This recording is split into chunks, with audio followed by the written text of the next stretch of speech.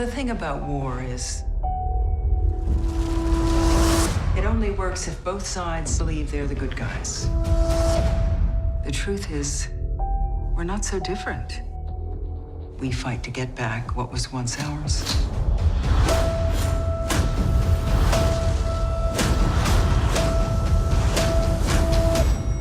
But in the end, and this is the end, it's just a city. You'll get used to watching them fall.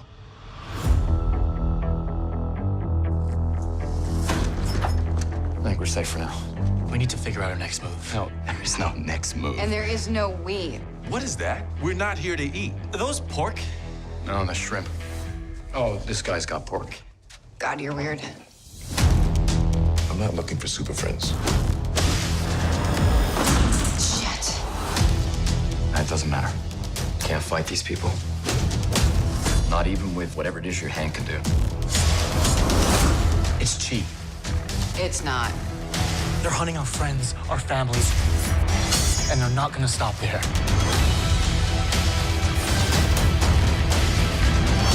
More death is coming. And the only thing keeping Manhattan from crumbling to a pile of dust is the four of you. The war for New York, it's over. Not yet.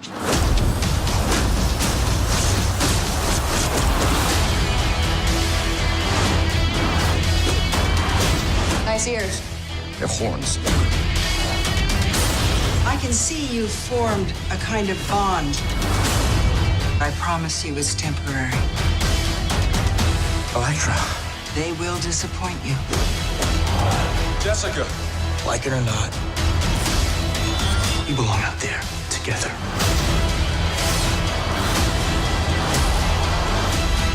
I'm glad we found each other. I'm not hugging you.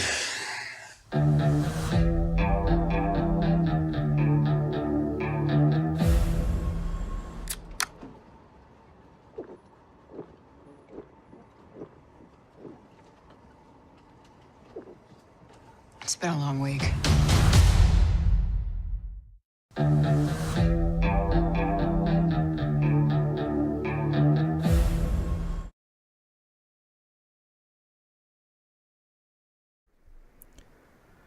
Hey folks, and what's up? This is the Boss's Desk, where we look out for you, giving you the best in geek news, all out in the airways and on the interwebs. I'm your host for the day, the Big Boss, and I'm here with my man, the Professor. What's happening, y'all?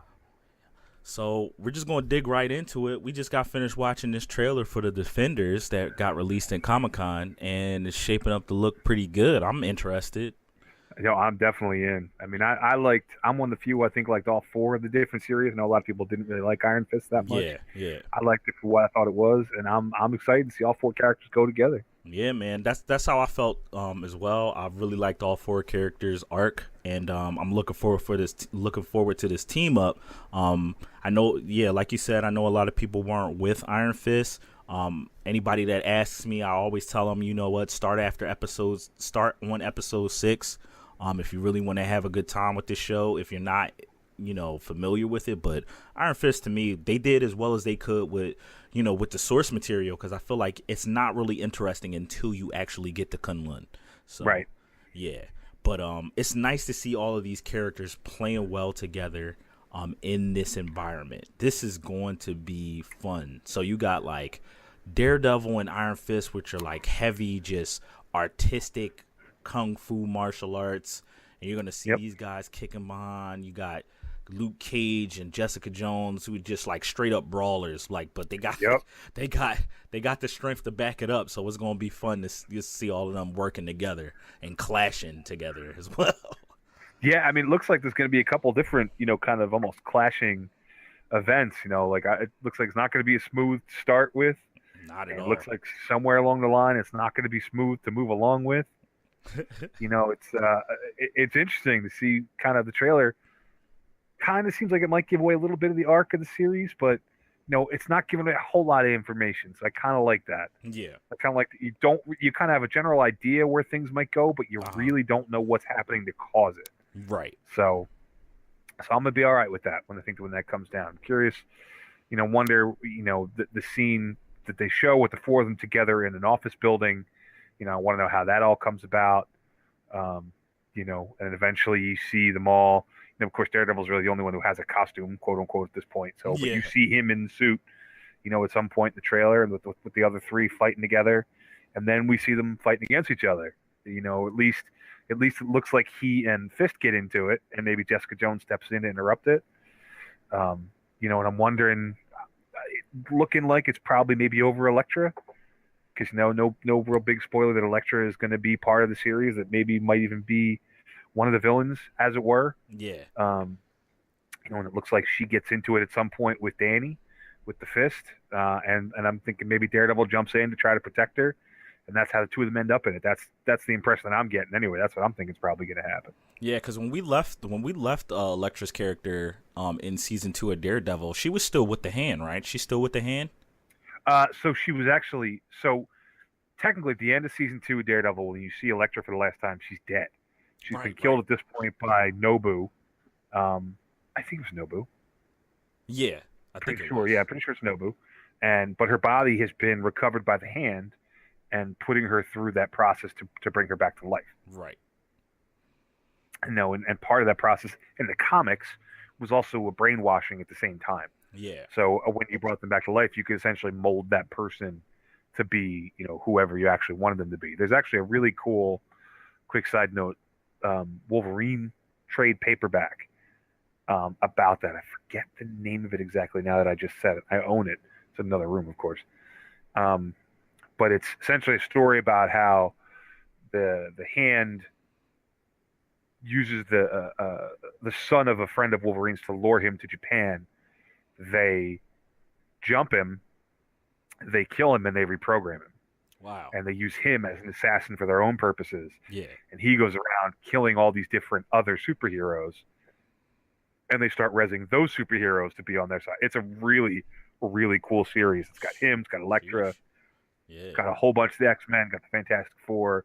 It's an awesome, awesome series. If I can remember the name of it, it's a cool series. It involves the Hand a lot, with that. So that's kind of what happens. That's what's up. With the Hand when they res you. Yeah. Yeah, man. So I'm thinking since Elektra's with the Hand, how Danny Rand was on Iron Fist, he was just dead up. The Hand is the enemy. They must be destroyed. So that just makes sense. That makes sense that they would square off with each other about Elektra. So it'll be interesting to see how that clash unfolds and what that does to the team, because there's definitely going to be a forming process. There's going to be, because they're all with rough edges, they're going to scrape up against each other, and it's going to, strengthen their resolve at the end. But that building process is going to be interesting to watch. Yep. Enemy of the State, by the way, is the name of the one I'm trying to think of. Wolverine Enemy of the State. Definitely worth checking out. But what's interesting to me is they're kind of almost doing this in an Avengers fashion, in the sense that it sounds like Stick is the one who's going to try to bring these four together to keep them together. Yeah. The difference being, if Stick is the guy you're using to put your army together, I mean, look, I love that character. It's so good in the series, in both series. The actor whose name eludes me at the moment, Scott Glenn, I think, is so good as Stick. Yeah. Right out of the comic book, perfect for me. It's just funny that he's kind of playing the Nick Fury without kind of some of the class that Nick Fury has. Yeah. Stick is a little bit different from Fury when it comes right down to it. Yeah, and Nick Fury is raw in and of his own right. So Stick out here. Exactly. Difference being, Fury's like, I'll just do it without you. Stick's a little more gruff in some of the way he kind of goes about what he's doing. Yeah. So, but it's good to see some of these characters back, like Luke Cage, Jessica Jones. I'm trying to see how that chemistry is going to be, because I think when we left Luke Cage, he was with Claire. And he was with Claire. He's on his way to prison, but he was with Claire. Yeah, he's got and Jessica and him, he have some history, especially in her season premiere. Right, because she kills his wife. Yeah, Yeah, so Yep. they go back, and then they have their little romantic arc for a little bit. So it'll be interesting to see how they blend back together after this. But I mean, I have to just say, as a side note, like, yo, I really love the Jessica Jones character. Like, Kristen Ritter, I was a little doubtful at first that she was going to carry this out, but she really carries this role out and does it well. She made a believer out of me, man. I am not a fan of Kristen Ritter. You know, some of the previous things I've seen her in, some of the movies and whatnot, I was not a fan. But you know what? She's doing it right as Jessica Jones. She's got it down. Yeah. You know, she may not have the physicality that you kind of would expect for a superhero character like that, but she's got the attitude and the look and everything else.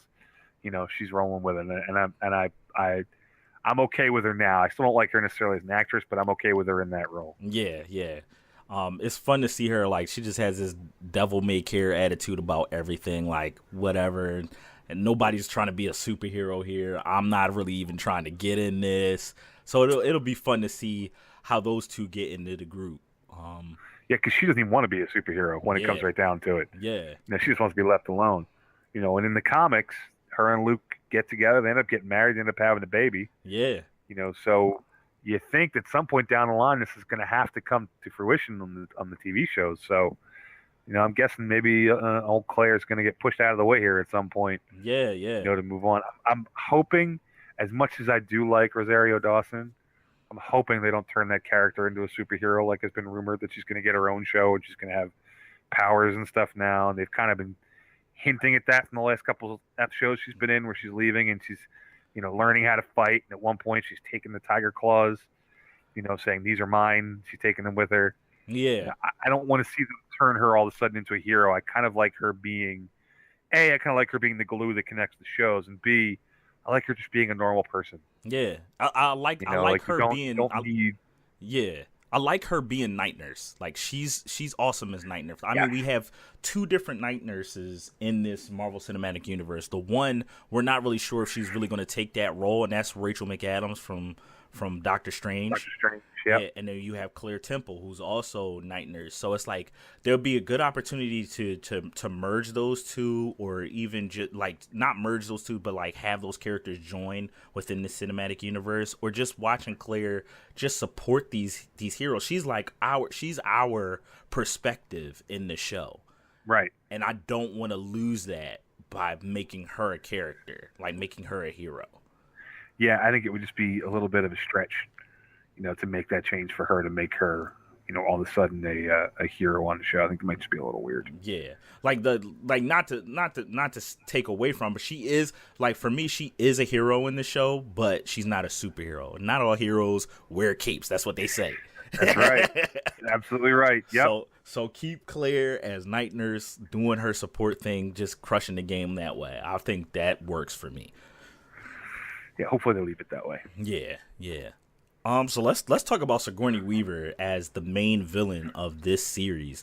Like, she is terrifying in this trailer.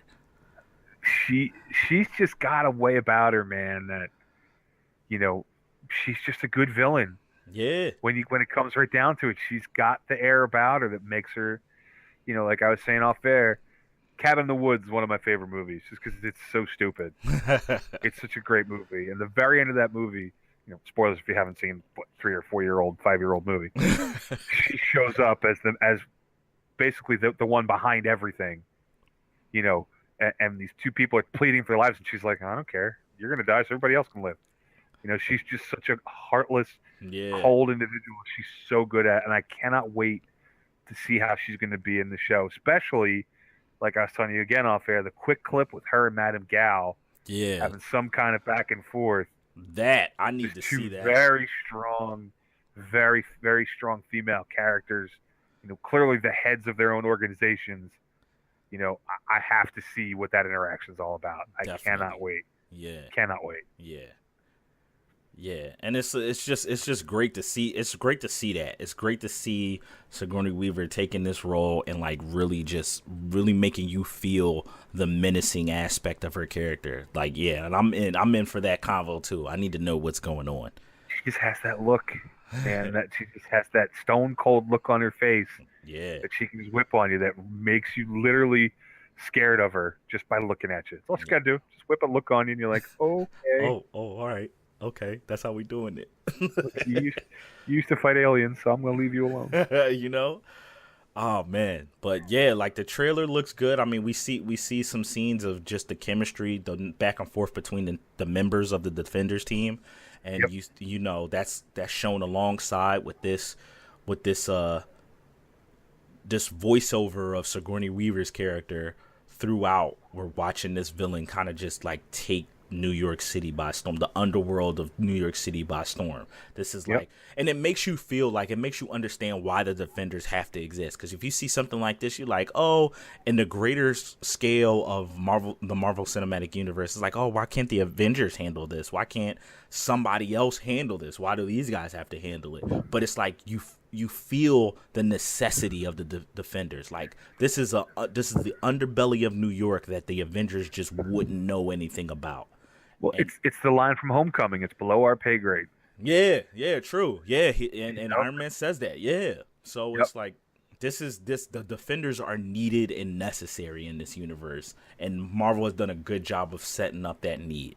Yeah, and it's just so well, you know, and it's going to be one of those teams that works together, not because they want to, because they have to. Yeah, which I think is actually what Stick says in the commentary in the trailer. Yeah, that's basically what it's going to be. You know, they're all individuals. They're all individual heroes. They all want to fight separately. Now in the comics, there was the Heroes for Hire for a while with, you know, Power Man and Iron Fist. But as far as the TV shows go, they're all individuals. So the working together, they don't want to do, but they have to figure out how to do it. I think that's going to be a neat piece to watch, how it all works out, how the four of them are able to kind of figure it out and get past themselves in order to work together long enough. Yeah. To basically save New York City when it comes right down to it. Yeah. So that's it. That's it for the trailer. There's quite a different amount of. Wait. There is one other little piece that we did see in a different trailer. Yeah. That's for a character that I was not expecting to be in the show. Yeah. Called the Punisher reveal. So apparently we're going to see John Bernthal showing up somewhere in the Defenders as the Punisher again. I can't wait to see that either. Yeah, and we'll put the link to that trailer at the bottom of this podcast so you can see, because that trailer, that's probably one of my favorite trailers for this so far, because you got this voiceover by Stan Lee, who we've already had established in this Marvel Cinematic Universe as the Watcher, I guess, of this universe. So they haven't really said for sure if he is or not, but it looks like he definitely works for them. Yeah, like whether or not he's actually one of them, we're not sure yet. I don't think, but he definitely works for them. Yeah, we know that he's at least an agent for the Watchers. Yes. So it's just great kind of seeing him do this voiceover, Stan the Man doing his voiceover of this Defenders world, and then we get this reveal of the Punisher at the end. It's just a really well done and thoughtful trailer. So yeah. I'm definitely gonna put a link to that down below, and you guys can check that out. But I think that's it for this trailer, right? Like that's all I could piece from there. So yeah, that'll be it from us. You guys can check us out on Facebook at The Boss's Desk. From The Boss's Desk, we're up on Facebook. We're also on Twitter as well as at From The Boss's Desk. And you can see us on thebossesdesk.com, which is our main website. That's where we house our podcasts and our written reviews. You can check us out there. Give us a like, give us a follow on all of those. And we're also on YouTube as well, From the Boss's Desk. That's where you're watching or listening to this podcast right now. So just give us a follow, give us a like. Make those views go up, and we'll create more content for you guys. Stay tuned and listen, because we have some more trailers coming up. We got a Justice League review coming up right after this one, so just look for that. We also have Thor Ragnarok, if you haven't already listened to that one. So that's it from us here at The Boss's Desk. I'm the Big Boss, and this is the Professor. Yeah, buddy. And we're signing off. Peace.